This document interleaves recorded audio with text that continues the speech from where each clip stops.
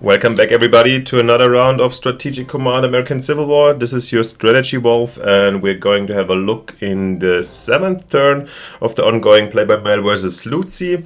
And things are getting really interesting here since, if you remember, we had the Potomac River front where we managed to wipe out a couple of 3 brigades in total at the Manassas and moved our front in Virginia up to Potomac. And then we had some stuff starting to get started in the west, in Missouri, Arkansas, and also Kentucky getting more and more interesting. So yeah, absolutely, it's not gonna get boring. It's very rather the opposite. Let's see what the enemy did. Okay, let's watch the replay of the opponent's turn together.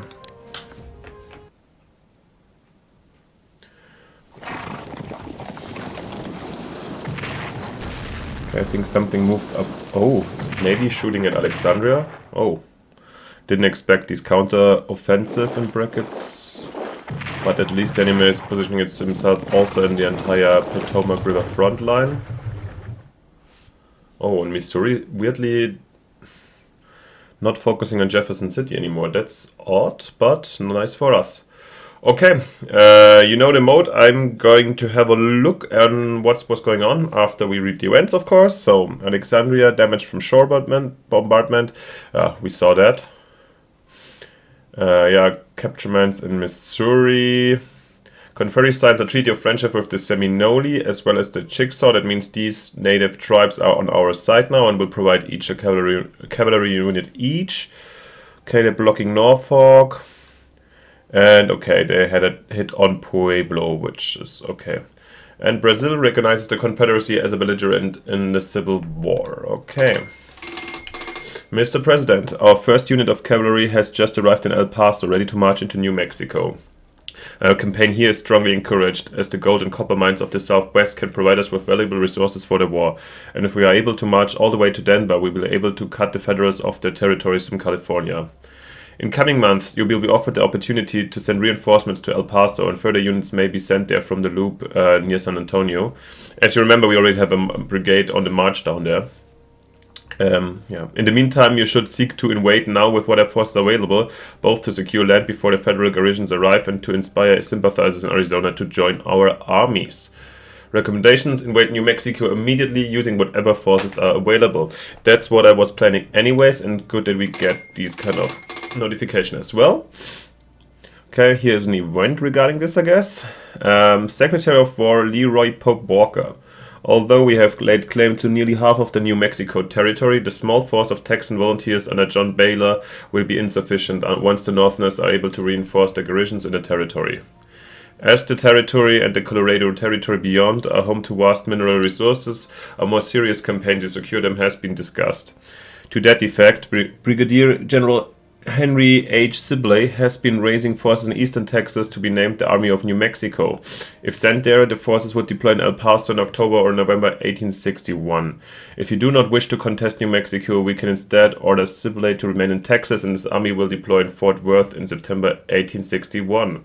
Would you like to order Sibley's army to New Mexico or have it remain in Texas? Excuse me.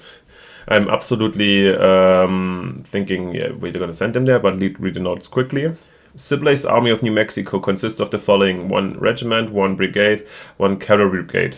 Note that no HQ will be present in New Mexico territory, although should you say yes, you will be offered the opportunity to send one in early 1862. The Union will receive several reinforcements in New Mexico throughout 61 and 62, so saying yes to this decision is essential to gain a temporary upper hand in the region. Note that further reinforcements may be sent to New Mexico at any time by deploying units in San Antonio and then having them travel to El Paso via the loop on Hex 52128. Historically, Sibley's Army of New Mexico arrived in El Paso in October 61, although their success in the region proved short-lived after they were defeated at Glorieta Pass near Santa Fe in March 62. I'm gonna say yes. I want the units here because, as I mentioned before, we have these mines here, and worst case I can find, I feel like, a easy defensible position, so yeah. And I wanna kind of hurt the enemy where I can have, even though it's only temporarily, the upper hand, so this is a good opportunity. I'm going to go for it. Okay, and we got a ranger unit, a cavalry brigade, and Cotton River gunboats incoming, so new units. And yeah, 946 MPP for this turn. let's have a quick look to show which native forces joined our cause. So yeah, this one's the Choctaw, but there should be another one. No, I'm a little bit confused about that. Well, there was another one. Maybe the unit spawns around later. Let's see. Well, anyways, I'm gonna have a look over the map and what we're going to do, and be right back with my presentation of my actions. Okay, everybody, I'm back. I checked out the situation and I'm ready to have my actions to be done. So let's have a look, starting in the east this time first. Basically, we see the Virginia front here. The Potomac front seems to be stable. The enemy couldn't achieve basically anything with the bombardment here. Just weakened this brigade a bit. Therefore, I'm going to fresh this up. I'm gonna actually exchange it so it can recover a bit in the back line, and by doing so I can still refresh it for those who don't know. So with shift you can basically change units that costs morale and readiness, but it doesn't really count as a move, so you can still fresh this up. Yeah, that's a good one. And so we see this HQ can only command up to here. So I wanted that Johnson, let's say here, so we have more units for this HQ. Up here, Beauregard, I guess I will position somewhere here. I saw again some movement. I'm not sure what's happening up here, so I need some reconnaissance in this area. I would love to see a little bit more. So not going to refresh these horses, this cavalry right now. I'd rather get a little bit of a better overview. Okay, so there is a brigade in Cumberland, so this can't be taken with a swift and easy move. But to protect this a bit more, I'm going to... This brigade is going to protect this hill and forest. So luckily, actually, it also disrupted here this railway. So yeah, I'm just not going to keep this for long, but yeah, it's a kind of a pain. So nice. And let's check. Okay, this one can command up to here. So I will move this HQ one further over here. Yeah, this doesn't need to be commanded right now, so I think this is fair enough. Let's check the supply situation next turn by double pressing. As you can see always what happens next turn. A small tip for those who don't know the game that well. Yeah, this is halfway okay for the moment. This ain't great, but yeah. Exactly. And yeah, we saw also some more movements going on here, so definitely troops are pushing into Western Virginia. But to protect this, we put these troops over here. So yeah, I really doubt that there's going to be a strong push towards the mountains without any streets here. However, we should not forget to protect this a little bit. Maybe this regiment can take over once we get exchange here, maybe. Yeah, so just in case, we can bring these dudes up here, so they will take this position on the long term, and then we can take them down to Harrisburg maybe, whilst those are supposed to protect these streets here.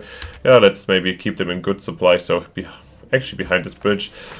I don't intend to really defend Sutton or Charleston, so the main relevance is here, these mines, so I guess this should be a very nice position for defense.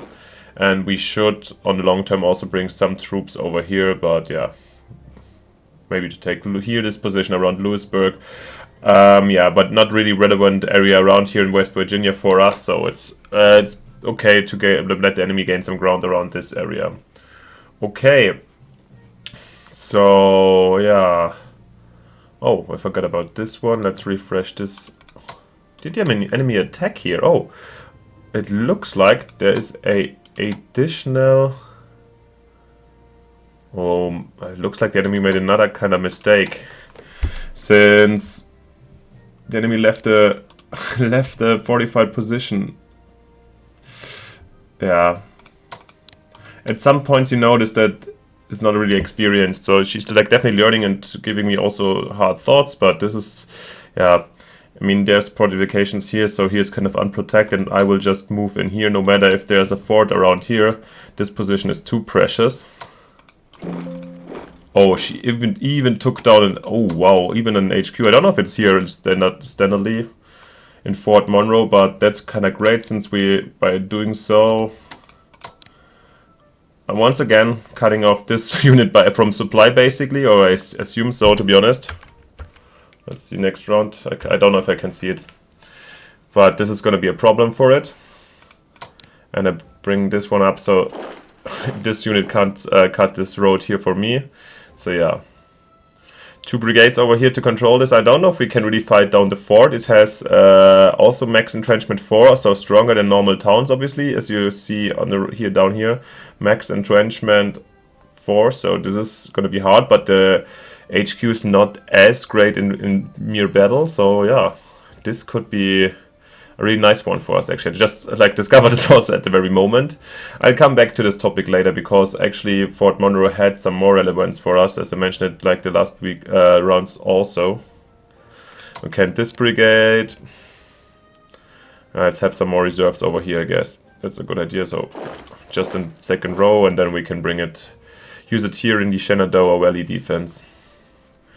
I'm really happy with this front so far. This looks actually awesome, since the enemy seems, I mean, I can't really make use of it, but since actually just the 5 armored train is holding here the position, depicts kind of that also the Union doesn't have here a lot of spare troops that can be used for offenses. So this is great for the moment. And this HQ Polk, I mean, we'll need, long term we'll need some here, so yeah. It's kind of a bad one, so maybe like 1 HQ here for like minor actions, while we have the 2 6 HQs for the main front. I'll take Polk over here. When is the next one incoming for potential attacks towards the fort? Oh, in June. So, 62. 2 in September, Jackson and Johnson, really good ones also, and Longstreet in October. So 3 great HQs coming. So I can definitely move the other one a bit up. Okay, so much about the eastern fronts. I saw that we are like the enemy started also raiding our convoy lines now. If you something noticeable, as you notice, our relations to the European powers are increasing a bit every turn, and therefore also the materials they send. So let's have maybe actually a short look. So we see, oops, wait a sec, down here I think. No, so yeah, the UK 50% is the maximum can do, so that's, we shouldn't go lower. Sending 16 MPP per turn at the moment, France 20 and Spain 13.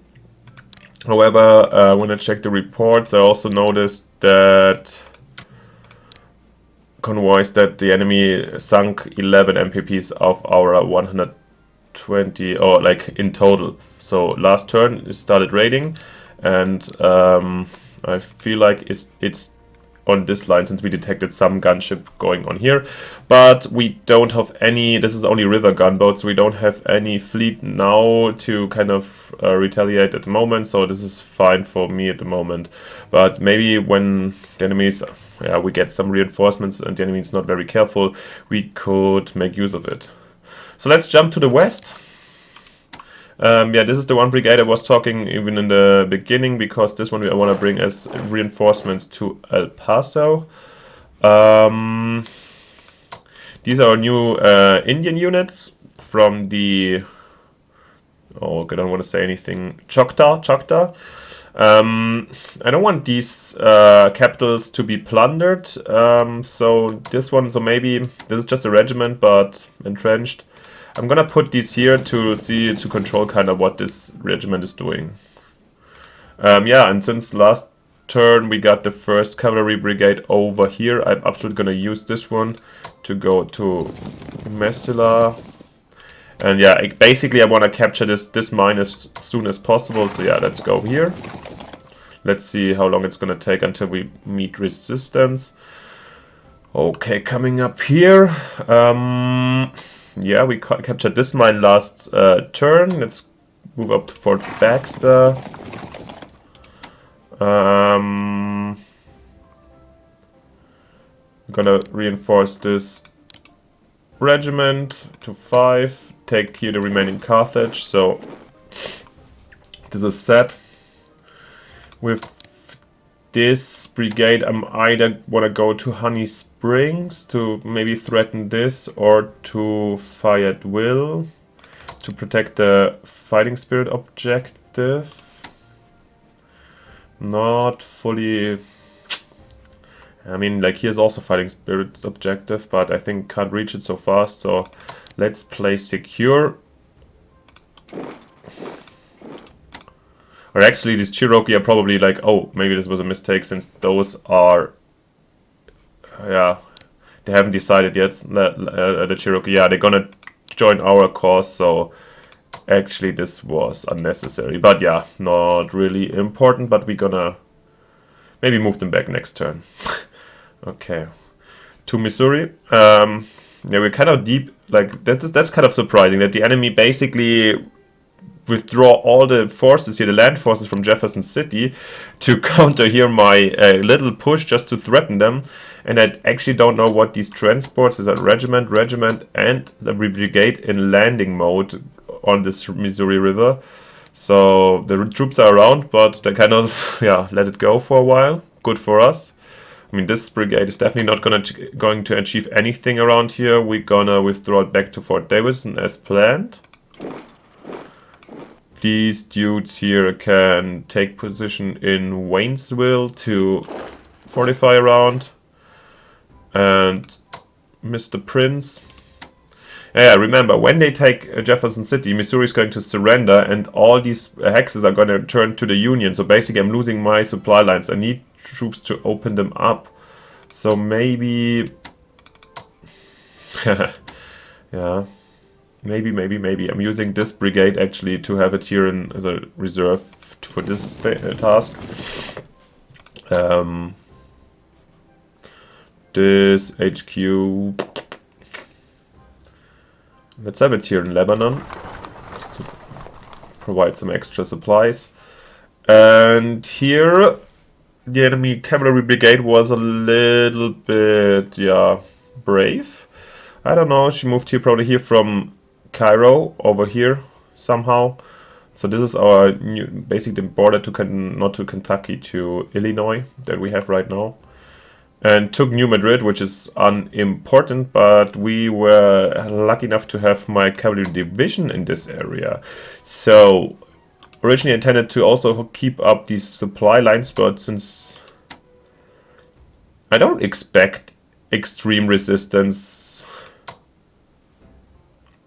or like other huge forces here, in worst case I can still retreat, so maybe I'm gonna go here, or actually I will, to cut off also this cavalry brigade and see how the enemy is going to react.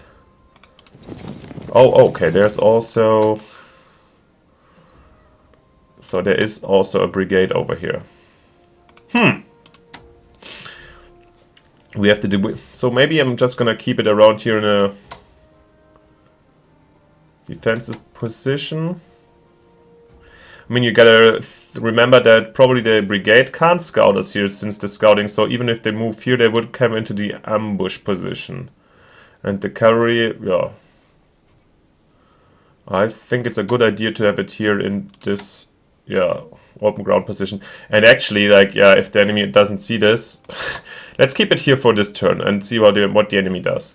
I mean, I don't really expect a big breakdown. Sure, they can retreat over the river, which is probably the smartest thing to do, since if Cairo stays unprotected and I move in, this would be kind of a blow, in my opinion. It should be easily defendable, but yeah.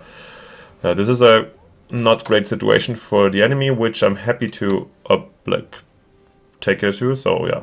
Let's stick here with this cavalry division and see what happens until next turn. Okay, and here we have our new brigades in Tennessee that get slowly ready for Kentucky joining the war. And as I told you, I want to, best case, as soon as Kentucky joins the war, move up here to the river, to the Cumberland or Ohio River, to keep this good defensive position. So yeah, let's bring this brigade here. This one goes in these forests here, so get some extra protection for these forts, and maybe I can use it to kind of conquer the peninsula. These dudes stay here. Yep. And that's kind of it already in terms of movements I have for this turn. Exactly. We have new units coming in. We have the Rangers. And I mentioned when I built them that I kind of want to have them here in this mountainous, not so great area. However, also they could be of great help at other fronts. So where can I put them down? Let's have a quick look when the next Rangers are coming. So we have Rangers also in... Oh, these are the units of this turn, okay. And we have more coming in San Antonio in August. So yeah, let's stick with the plan. I wanted some Rangers here for the Appalachians, so and this is still the main front to take care of. So yeah, let's put down Rangers at Richmond. Basically, it's the only place where I can put them down. Yeah. Then these riders, we could use them here for New Mexico offensives, but we get, I feel like the 1 or 2 cavalries we have here are enough, since they don't have a lot of punch, but they're quick. So once we secure this, we need anyways more brigades of fighting power. They're incoming. I still see a little bit of a lag maybe here in these areas also, especially if Missouri surrenders. Oh, actually, we badly need one here in Tennessee. Oh, yep. Yeah, let's bring it down here in Tennessee. So also for scouting and quick taking care of, like conquering places. Or opening up the supply lines. We could use one in a lot of places. So, no, but still. Here's absolutely no cavalry yet, so I would love to have some here. As well as this gunboat that we built, either in Memphis or we get it down as a reinforcement here. I think one for Nashville is not a bad idea. Okay, so this is our reinforcements for this round. It's still not nearly close to the force that I want to have here, and I'm pretty sure we get more event units, but we definitely need an HQ here, and then later also divisions and so on, of course. Yeah. Okay. That's it from this side, and now let's look what I'm going to purchase. So I told you, yeah, Fort Monroe, I just saw this that we could move up here, because I was really wondering when I checked it out, like what kind of forces we need, and I thought to get through this entrenchment we really need artillery plus like probably divisions, if not corps and HQ. But since she abandoned here the his first line of defenses, I mean this is still also fort, so yeah, this can be still defended. And can be still a pain in the ass, since we can only attack from this very one direction here. And yeah, for doing this, I plan to buy some siege artillery, even if I'm not researching it. And I think I'll stick with the plan, since, yeah, I can use it here.